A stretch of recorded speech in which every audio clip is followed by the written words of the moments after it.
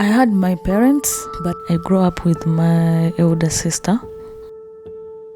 For me, as a kid, every kid needs like a good life, but it was not good, not so bad. It was like I can't get everything I wanted, as a child.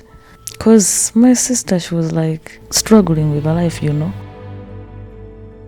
She was like my mom, she was like a father to me, she was like everything. So by the time she passed away, that's my life starts. So I married when I was young. We got 2 children, daughter. I was young. I didn't know what to do. I thought maybe I would get better. Even me, I thought like that. It wasn't a good choice to me.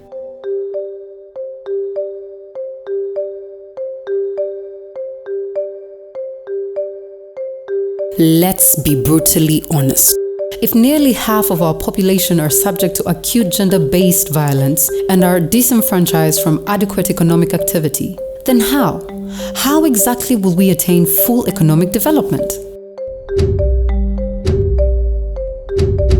If over half of our society's individuals have little or no access to political recourse or engagement at the decision-making tables, then how do we gain real representation and real solutions for our issues? If the concerns of over 600 million women and girls on our continent remain ignored, then how exactly will Africa develop to reach its full potential? All-inclusive and people-centered growth are fundamental hallmarks of the Constitutive Act of the African Union and its Development Framework for Africa, Agenda 2063. To achieve Africa's development goals, a high standard of living, quality of life and well-being of all citizens, well-educated citizens underpinned by science, technology and innovation, healthy and well-nourished citizens, and transformed economies. To achieve Africa's development goals, the role of women and girls in society needs to be addressed to ensure that in all spheres encompassing political, economic, and social aspects, their lives are radically changed. It's important for our continent to care for all its resources, its human capital, women and men, and children. This is, after all, in our vision as the African Union. And the Constitutive Act has recognized that we still have challenges on the continent. So it's important as a union to have very clear and loud commitment that we are going to address that.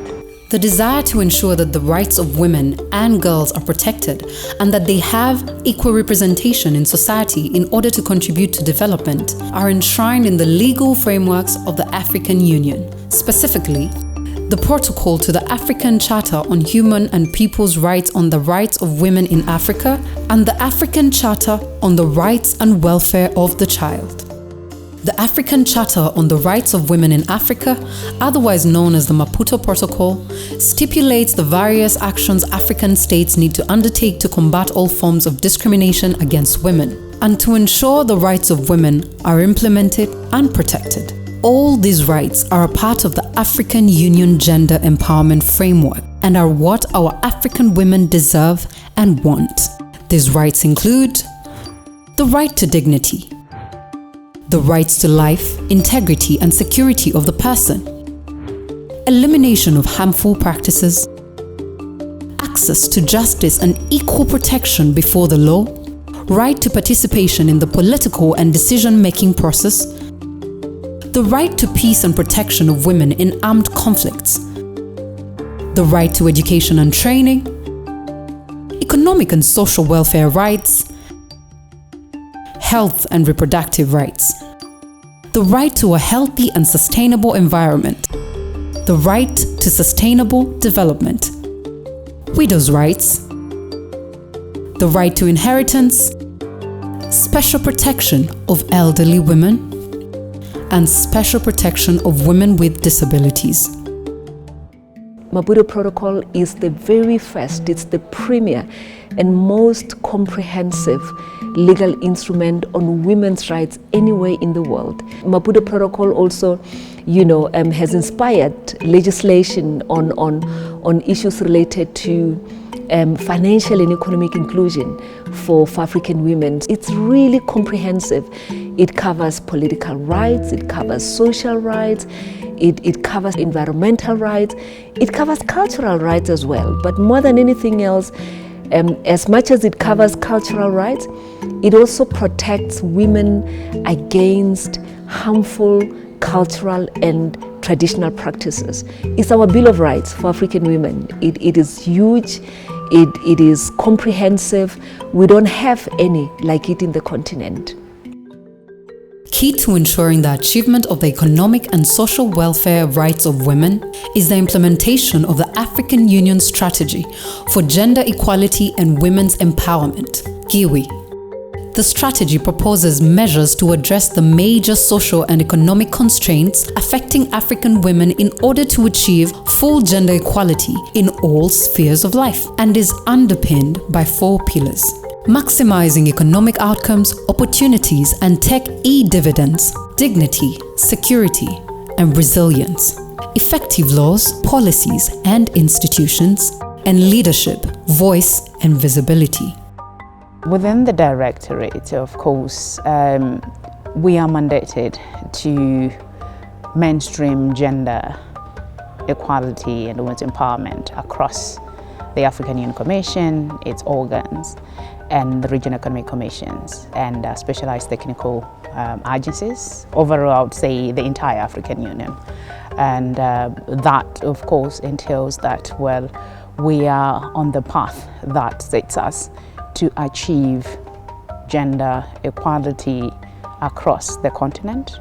And that, of course, stems from the Aspiration 6 of Agenda 2063, which talks about an Africa development which is people-driven, more especially centering on the potential of its women and the youth. Our work is to make sure that the GEWE strategy will help. The gender strategy will help to make sure that we trickle down until we reach the grassroots level, because that is where it is important. When you see women in rural areas where we need leadership at that level, in the agriculture sector, and they are there, they know, they have the knowledge, but we need to support them to play that leadership role. Women bring around the table a different perspective, so it's all normal to have them mainstreamed in leadership, so that the solutions and those who are contributing to the solutions have also women voices there. For me, I did not educate a lot. When my sister passed away, I had to go back to my parents, but I thought I would go back to school, but I did not. They just told me I need to work so that I can help my young sisters and brothers. And then in that process, they get for me a man to marry. I was surprised and shocked. If I cut my studies, I don't know where I will be, but I think I might be far. Because education is good. Yeah, that's why now I'm working hard so that my kids, they can be educated. The African Union International Center for Girls and Women Education is a specialized institution of the African Union since 2004. The AU CFA has a big mandate to promote girls and women education in Africa and also mainstream gender equality and equity in different member state national policies on education. There are so many deeper reasons that girls in Africa are still not going to school. Early pregnancies, early marriage, child marriage. When a conflict occurs, or sometimes when the pandemic like COVID-19, when it happens, those who suffer more are girls. School, they are staying at home to take care of the family. They are bringing to market to help the family. And sometimes you cannot imagine the number of African girls who are out of school today. There are many, and they cannot go back to school despite the national legislation that's giving them the right to go back to school. But there are so many factors that are there, and unfortunately they cannot enjoy the right to go back to school. Education of a young girl is a long-term strategy and making sure that she stays in school. It's very important. But also we are making sure that the issues at school are well handled so that their environment is more conducive to her staying in school. Creating the conducive environment for our girls to maintain in school is equally matched by the necessity to ensure that there are empowering opportunities for our young women after education. Therefore, economic and financial inclusion for our young girls and women remains a cornerstone of the African Union Gender Equality Framework.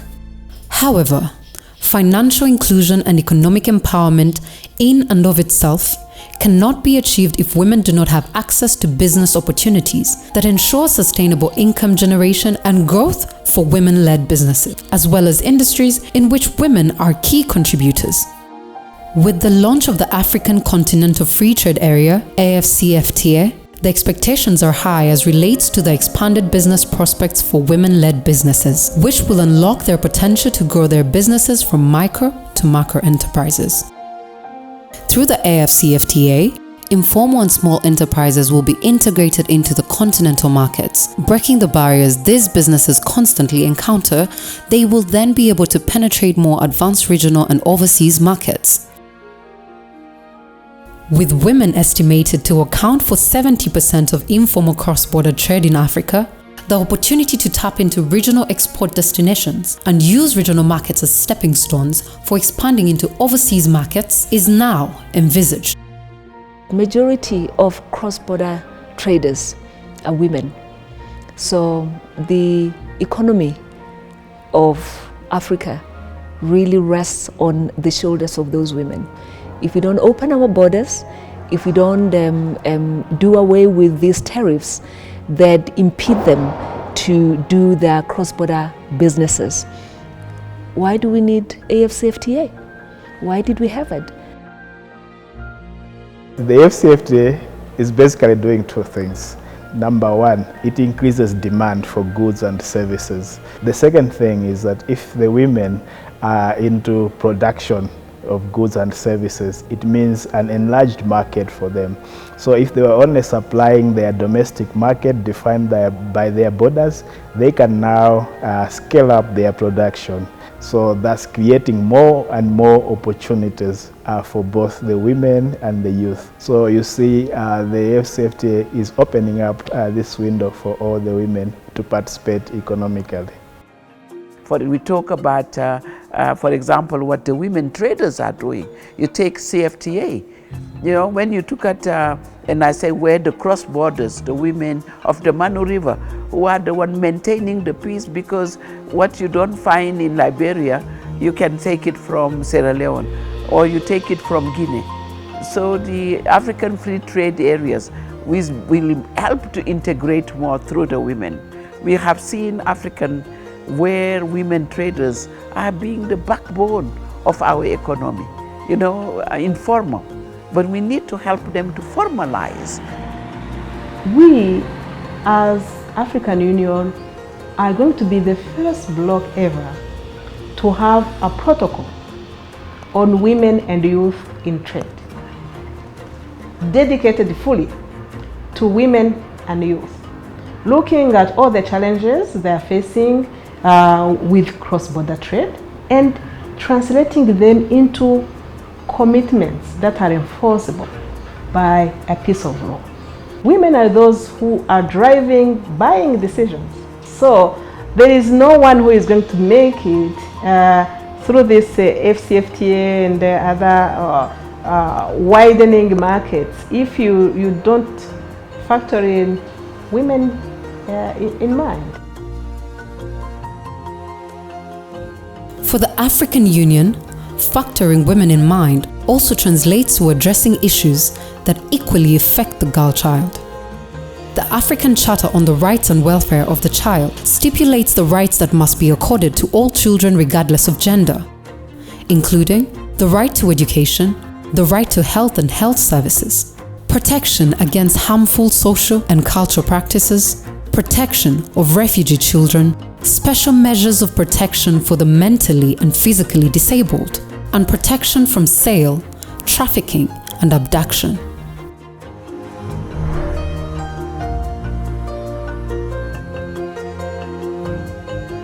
Nous avons également un rapporteur thématique contre les violences faites aux enfants, et plus particulièrement la fille, et comme également nous avons le rapporteur spécial par rapport au mariage des enfants et également aux mutilations génitales féminines. Il faut reconnaître que notre comité a entrepris plusieurs études intéressant la l'égalité de genre, et comme également des observations générales par rapport aux droits et au bien-être de la fille. L'agenda 2040 pour les enfants en Afrique revient également sur cet aspect de l'égalité de genre à travers ces 10 aspirations, et comme aussi la journée de l'enfant africain, où chaque année nous choisissons un thème et comme modèle parlant sont plus parlants par rapport à cette problématique. With Africa's growing youth population expected to make up over 35% of the global demographic in the next 10 years, and with 50% or more of that population being women, the need to address the challenges facing youth and women today, so as to create better opportunities for the future generation, are paramount. In 2019, the African Union launched the 1 Million by 2021 initiative, which aimed to promote opportunities for Africa's youth in education, employment, entrepreneurship, and engagement, with the Women, Gender, and Youth Directorate also coordinating programs and policies regionally and globally. So we created opportunities for young people between 2019 and 2021, and I'm very happy to tell you that by the end of 2021, and in the spirit of accountability and transparency, we did calculations and we came back to announce that we reached actually 8.7 million young people across the continent. So that was a resounding success, and based on that and bringing on the momentum of that, His Excellency is going to be launching the 1 million next level, which basically takes what we learned from 1 million by 2021 to the next level. In terms of the programs that we implement in the Directorate, we make sure that there's gender parity as well as quotas for young women. So Agenda 2063 and that basically give us the policy basis for the work that we do. Specifically on programs that we run, we have the African Union Youth Volunteer Corps program. The program is to increase employability skills of young people. Every year we do a call, and across the continent we look at the best of the best and we bring them up. They work at the African Union Commission, at UN. That is to increase their employability skills. Increasing employability skills, financial services, and even legal policy frameworks are the common denominators that will empower our women and girls across the continent, with specific initiatives and strategies now being unlocked by the African Union to build capacity and level opportunities in all these areas. We launched a couple of months ago an initiative that is speaking to the women and youth inclusion in the finance and economy. As the African Union Commission recently, and just one of the initiatives of trying to ensure that where we achieve that decade is the African Union Women and Youth Financial and Economic Inclusion Initiative 2030. So this program is basically about financial and economic inclusion for women and young people. The idea is, if I just use an analogy of a ladder, so this is the ladder of financial inclusion and economic empowerment. There's a number of things that it's a 10-point agenda around the 10 pathways to make sure that women get on the ladder, they stay on the ladder, and they advance on the ladder. This includes opening the market, which is a conversation with the ACFTA. This includes making sure that women have got access to factors of production. This includes financial literacy and a lot of other things, including policies and enabling environment for women and young people to stay on this ladder and advance through the ladder. It all starts by conducive policies and legal frameworks. We want to engage the policymakers, the regulators and others to make sure that they level the ground for women and youth. One of the lessons from the 1 million by 2021 is that scale and impact is at the country level. The African Union Commission is at the macro level, and all that we do is policy enabling environment. But if we want to reach a young person or a woman, you need to get down to the national level or to the member state level. All those are some of the examples showing you that we are not just looking at our member states and asking them to comply with the strategy and the policies and the protocol, but we are also doing our share of duty. Whereas a lot is to be said about financial and economic inclusion within the African Union's share of duties and responsibilities, there is also a fundamental recognition that the silent pandemic of violence against women and girls on the continent remains a key impediment to the realization of any ambitions for empowerment or equality. There was the time it started, life started changing. It started treats me bad. The first time it hit me, I was carrying my baby. She was in 8 months. In that place, they even still know me. Some of them who are still there, they can tell you my story.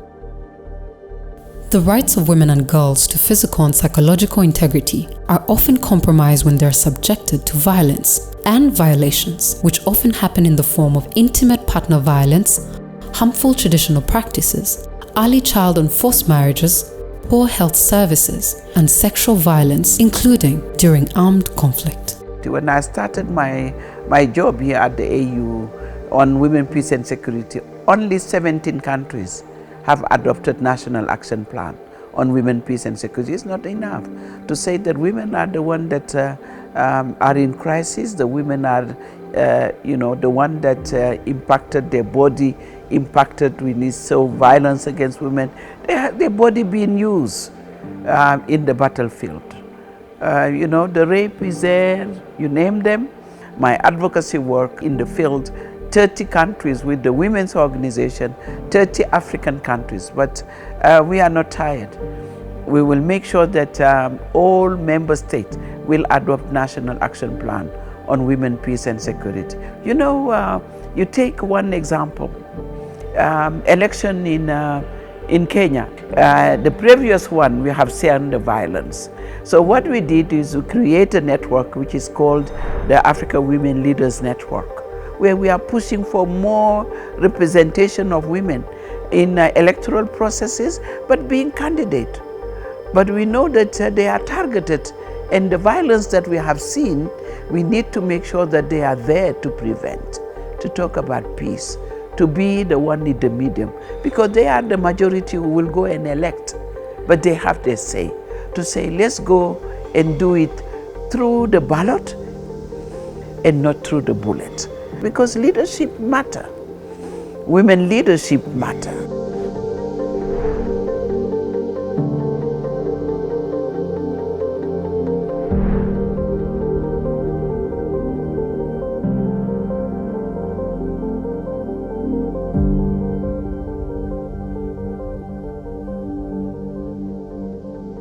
The African Union views violence against women and girls as one of the critical impediments to women's realization of their fundamental rights, including the rights to life, human dignity, peace, justice, and social, economic, and political development. We need a space where women are really empowered, they are capable, they have opportunities, and they have agency. And that for me would mean substantive equality, where everybody in this continent have an opportunity to contribute to the development of the continent. But the way we are moving, the progress is there, but it is very slow. And for me, looking at the synergies between achievement of Agenda 2030 and 2063, a lot has to happen. African women are entrepreneurs, we know them. Even from the family, they are the ones selling the food, they are the ones, we have that entrepreneurial, in our DNA. What we need more is to make sure that we provide them with the necessary tools. And what we found in our research that we need more women that know how we manage big funds, not the small that we are saying, micro. African women are at the macro, nothing to do with micro. We are at the macro level. So we need to think big. How do we achieve parity across the board? How do we do it? Develop leaders, female leaders, for our society, for our banks, for our manufacturing industries, for our military and police forces. How do we have them lead across all the walks of life? That's something that we want to contribute to, together with other women, and I have no doubt that we are going to succeed and make it a lot easier for our young sisters and our daughters as they will come to take over from us. Time and time again, through their actions, our girls and women have demonstrated that they are not only leaders and drivers of their communities, but can achieve great heights at regional and global levels.